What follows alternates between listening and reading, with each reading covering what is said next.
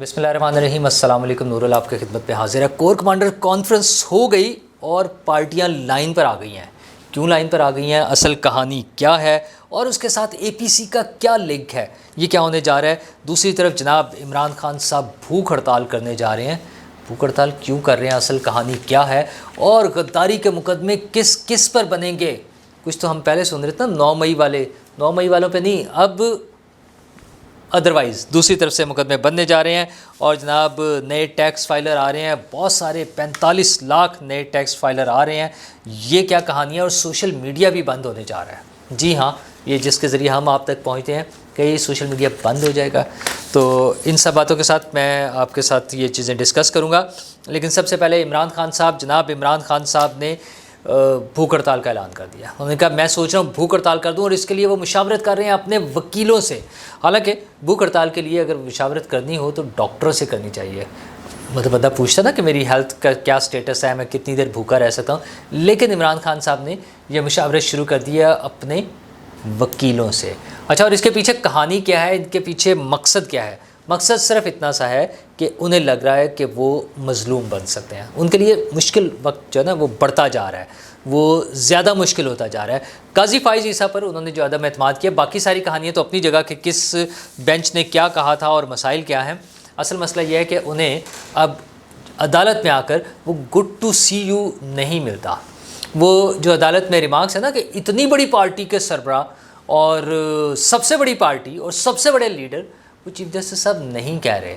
वो कमबख्त martial law भी तो नहीं लगाते। वो रिश्तेदारों की वो ऑडियो लीक्स नहीं आ रही हैं। वो एक मुजरिम को और मुलजिम को मर्सिडीज़ में बिठाकर बुलवाने वाला काम अब नहीं हो रहा है। तो काजी फ़ाइज़ ईसा तो बुरे लगेंगे ना। तो इसलिए उन्होंने काजी फ़ाइज़ ईसा पर अदम एतमाद का इज़हार कर रहे हैं और साथ ही अपना असल खौफ भी बता रहे हैं कि जेल में मसला क्या है। वैसे तो झूठ भी ज़ाहिर है कॉमन सी बात है, उनके लिए कोई मसला नहीं है। उन्होंने कहा 1 साल होने को है, मुझे चक्की में ठहराया हुआ है। अच्छा, वो 7 या 8 सेल्स को तोड़ के एक बड़ा सारा उनके लिए कंपाउंड बनाया हुआ है। एक पूरे सेल की तो वो है सिर्फ वॉशरूम है उनका, ठीक है। और बाकी भी उनके लिए वॉक एरिया और एक्सरसाइज मशीन्स, देसी खाने, air cooler, refrigerator, dining table, books, magazines, ये सारी चीज़ें हैं। और उनका ख्याल ये है कि उन्हें चक्की में रखा हुआ है। असल में उन्होंने चक्की शायद देखी नहीं है कि कैसी होती है। अल्लाह ना करे किसी को भी बिला वजह चक्की देखनी पड़े। लेकिन खान साहब की हरकतें तो वही हैं और जिस तरह की उनकी ख्वाहिशात हैं, मुझे लगता है कि समझ गए ना। चलें, अल्लाह ताला सबको बचाए। लेकिन दूसरी तरफ उन्हें असल मसला जेल में ये आ रहा है। अब जो जेल में मसला आ रहा है वो ये है कि उनके जो कनेक्शंस थे, वो आपको पता ना, पिछले दिनों 2 बंदे पकड़े भी गए और वो फिर वहाँ से फारिग हुए हैं जेल से। तो अब उन्हें तकलीफ़ ये हो रही है कि एक कर्नल और एक मेजर वो जेल में क्यों है, वो क्यों मामलात को देख रहे हैं। अच्छा, अभी ये तो कोई ऐसी मुसद्दक़ा खबर नहीं है कि कोई कर्नल और मेजर वहाँ पर हैं या नहीं है। लेकिन इमरान खान साहब के लिए मुसीबत बनी हुई है। उनकी वो चीज़ें पकड़े जाना, फिर उन्हें बड़ा वो फ़ख्र से बताते हैं कि ये परेशान है कि मेरे पास हमूदुर रहमान कमीशन की रिपोर्ट कैसे पहुंची जेल में। अच्छा, वैसे वो जेल में पहुंचनी कोई ज़रूरी नहीं है। खान साहब का जो मीडिया सेल पाकिस्तान से बाहर बैठा हुआ, जो कि उनके अपने पार्टी तर्जुमान भी उसकी तस्दीक कर चुके हैं, तो वो वहाँ से बैठकर भी बना सकता है। वो उसमें शामिल करना और वो करना कोई मसला नहीं है। और इतने सारे वकला जब आ रहे होते हैं तो कम्युनिकेशन, मैसेजिंग और ये सारा कुछ तो मुमकिन है ही है। तो इमरान खान साहब उन सब चीज़ों का फ़ायदा उठा रहे हैं। लेकिन उन्हें डर भी लग रहा है कि ये मेरे लिए मुसीबत बनी हुई है। साथ उन्हें परेशानी बड़ी है। परेशानी है उन्हें नून लीग और पीपल्स पार्टी की। और वो कह रहे हैं कि जना आसिम मुनीर ने उनका जनाजा निकाल दिया है। वो किस पार्टी का जनाजा निकला है। अच्छा, क्रिटिसाइज़ होना पब्लिकली, महंगाई और ये सारी चीज़ें वो बिल्कुल ठीक है। लेकिन वैसे जो पार्टी का भुरकस निकला हुआ है, चले मैं जनाजे का लफ्ज़ इस्तेमाल नहीं करता, जो पार्टी का भुरकस निकला हुआ है वो सबके सामने है कि क्या मामलात हैं, कैसे हैं। और हाँ, वो बातचीत तो करना चाहते ही नहीं है ना। पॉलिटिकल लीडर्स के साथ तो बैठना ही नहीं चाहते हैं वो। मतलब इन लोगों का जनाजा तो निकाल रहे हैं लेकिन वो इनके साथ बैठना नहीं चाहते। अब कह रहे हैं कि वो 8 फरवरी को टाइम था बैठकर बात करने का, वो तो अब निकल गया। और 8 फरवरी आए तो इलेक्शन हो तो चीफ इलेक्शन कमिश्नर, और चीफ इलेक्शन कमिश्नर पे उन्हें बड़ा एतराज़ है कि उस पर तो आर्टिकल 6 लगना चाहिए अगर तहकीकात हो जाएं कि इलेक्शन कैसे हुआ था। और सबसे अहम चीज़ ये है कि 9 मई के लोगों पे जो मुकदमात बन रहे हैं दहशतगर्दी के और दीगर, तो वो या बने हुए हैं, अभी वो मंतकी अंजाम तक नहीं पहुँचे। आई डोंट नो क्यों इतना लेट होते जा रहे हैं चीज़ें। अच्छा, जो लोग बेगुनाह वो सब क्लियर हो जाने चाहिए, और जो कोई गुनाहगार है उसको सज़ा मिल जानी चाहिए, जो मुजरिम है, जो ज़िम्मेदार है लोग उस हरकत के। अच्छा, लेकिन इमरान खान पर तो वो होता है ना, गद्दारी के मुकदमे की बातें सुनने में आती थी। इमरान खान साहब ने उल्टा धमकी लगा दिया। उन्होंने कहा कि मरीम नवाज़, नवाज़ शरीफ और ख्वाजा आसिफ की वीडियोस मौजूद हैं, और वो मैं KP हुकूमत को कहूँगा कि वो वीडियोस निकालें, उनके बयानात पे उनके ख़िलाफ़ गद्दारी के मुकदमात बनवा दें। तो जनाब वो कहते हैं ना, उल्टा सीन हो गया कि बजाय इसके कि इमरान खान पर कोई मुकदमा बनता, अब वो बनवाने जा रहे हैं नवाज़ शरीफ पर, मरीम नवाज़ पर और ख्वाजा आसिफ पर। अच्छा, और उनसे कोई भी वईद नहीं है, वो कुछ भी कर सकते हैं वो जितने अनप्रडिक्टेबल से बंदे हैं ना इमरान खान साहब, और मोहब्बत तालिबान की, अफ़गानियों की, कि अगर पाकिस्तान में ऑपरेशन होगा तो ये सारे वो जो लोग हैं ये अफ़गानिस्तान चले जाएंगे, तालिबान जो है। तो भाई जाए अफ़गानिस्तान। अगर पाकिस्तान की जान छूट जाती है तो इमरान खान साहब को क्यों टेंशन है? इमरान खान साहब क्यों समझते हैं कि वो उनके लिए काम कर रहे हैं या उनकी ज़रूरत है? बारह उनकी ज़रूरत है या नहीं मुझे नहीं पता, लेकिन अगर वो निकल जाते हैं, पाकिस्तान से चले जाते हैं तो बहुत अच्छी बात है। ऑपरेशन अज़्म इस्तेहकाम तो होना है, और उसकी बड़ी वाज़ेह सूरत ऐलान हो गया था। कल की जो कोर कमांडर्स कॉन्फ्रेंस थी वो बड़ा क्लियर एक इंडिकेशन है। कोर कमांडर्स कॉन्फ्रेंस में ज़ाहिर है इस हवाले से सबसे अहम इशू था, इस पर डिस्कशन हुई और इसको बड़ा पॉजिटिव साइन करा दिया गया कि बहुत ज़रूरी है जो हमारे हालात हैं मुल्क के। और बाकी हर रोज़ आए रोज़ जो दहशतगर्दी के वाक़यात हैं, इवन आज के भी जो दहशतगर्दी के वाक़यात हैं उनको सामने रखा जाए, तो इस किस्म का ऑपरेशन या कोई भी ऐसा ऑपरेशन जिससे हम दहशतगर्दी को एलिमिनेट कर सकें वो इंतहाई ज़रूरी है।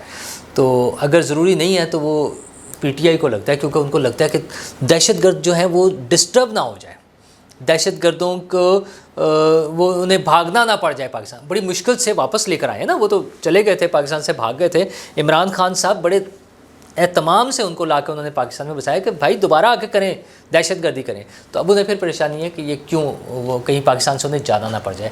तो कोर कमांडर्स कॉन्फ्रेंस जो है वो बड़ा क्लियर कट मैसेज था कि अज़्म इस्तेहकाम ऑपरेशन होना ही होना है। हाँ, ये जो APC है वज़ीर आज़म ने जो बुलाई है, ये असल में पॉलिटिकल पार्टीज़ को फेस सेविंग है।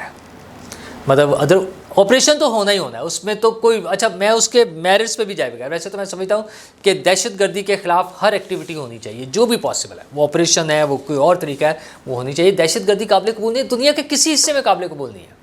दुनिया का कोई मुल्क नहीं है बर्दाश्त करता कि उसके मुल्क में दहशतगर्दी हो रही हो, तो हमारे में भी नहीं होनी चाहिए।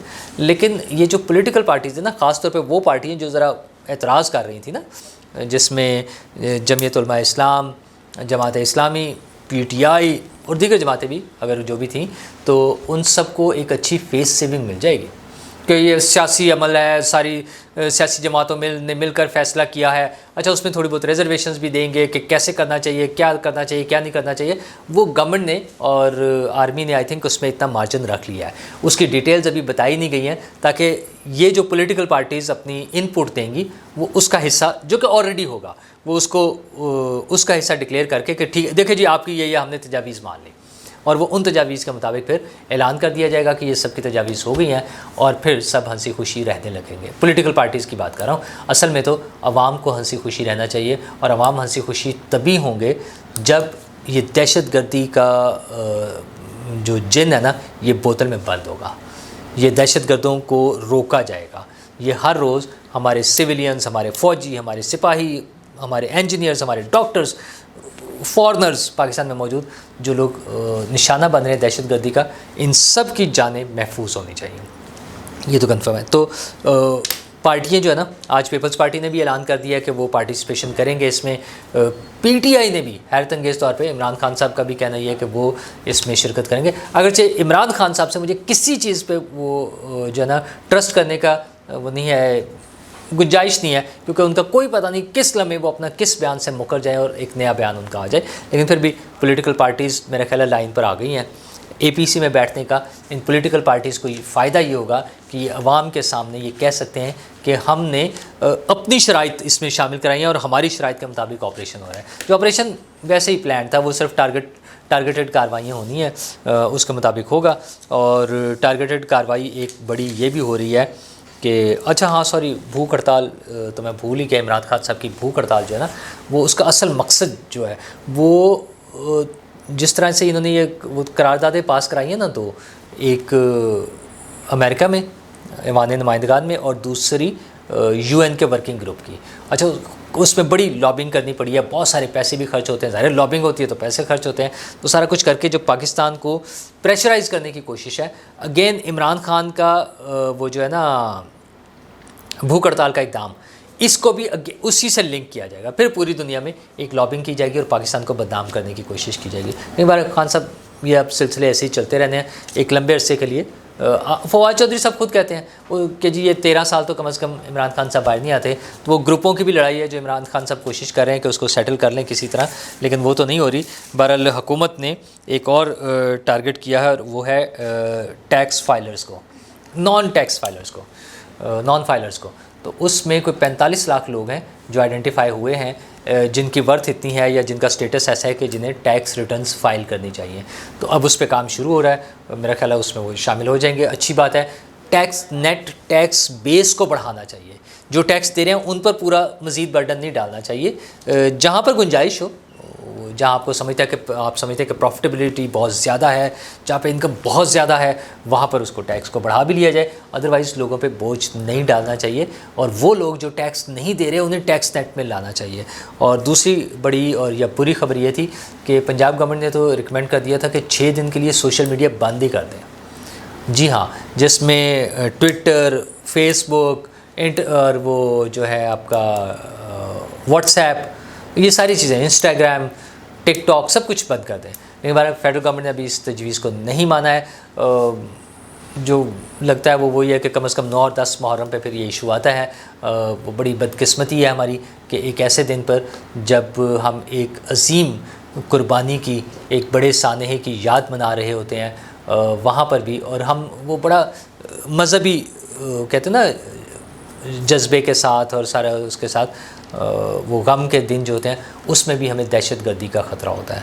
ये इंतहाई अफसोस की बात है कि वो गम के दिन हो, मुहर्रम के दिन हो, या अल्लाह के नबी के वसल्लम का यौम पैदाइश जब मनाया जा रहा हो, या कोई और तकरीब हो, इवन ईद के मौका पर हमें सिक्योरिटी को बढ़ाना पड़ता है। तो ये अगर दहशतगर्दी के इन मामलों से हम निकल आएँ और ये इंतहा पसंदी और शर पसंदी से बच जाएँ तो मुमकिन है कि हम एक बाइज़्ज़त, पुरअमन और खुशहाल ज़िंदगी गुजार सकें। शुक्रिया।